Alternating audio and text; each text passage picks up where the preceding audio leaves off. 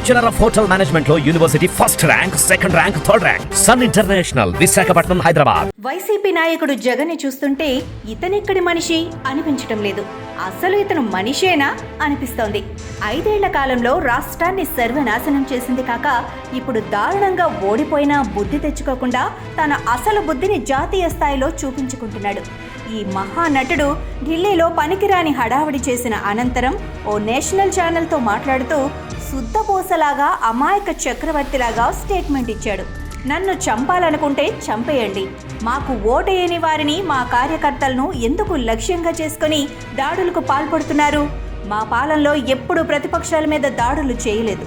మీరు నన్ను టార్గెట్ చేస్తే చేసుకోండి, నాపై కోపం ఉంటే నన్ను చంపేయండి అంటూ ఎమోషనల్గా మాట్లాడి తన నాటకాన్ని రక్తి కట్టించే ప్రయత్నం చేశాడు. కానీ నిన్ను ఎవ్వరూ చంపరు జగన్, ఎందుకంటే నువ్వు ఆల్రెడీ చచ్చావు. అసెంబ్లీ సాక్షిగా నీ తండ్రి వైఎస్ రాజశేఖర రెడ్డి నిన్ను తక్కువ చేసి మాట్లాడినప్పుడే నువ్వు చచ్చావు. తండ్రిని అడ్డం పెట్టుకొని క్విట్ ప్రోకో ద్వారా వేల కోట్లు సంపాదించినప్పుడే నువ్వు చచ్చావు.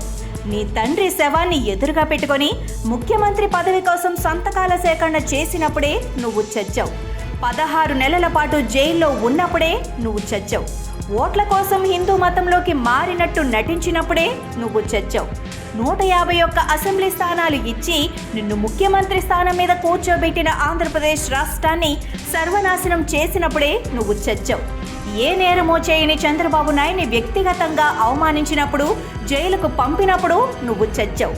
కన్న తల్లి, సొంత చెల్లి నీకు దూరమైపోయినప్పుడే నువ్వు చచ్చావు. నీకు 151 సీట్లు ఇచ్చిన ప్రజలే నిన్ను 11 స్థానాలకు పరిమితం చేసి చివరికి ప్రధాన ప్రతిపక్ష హోదా ఇవ్వనప్పుడే నువ్వు చచ్చావు.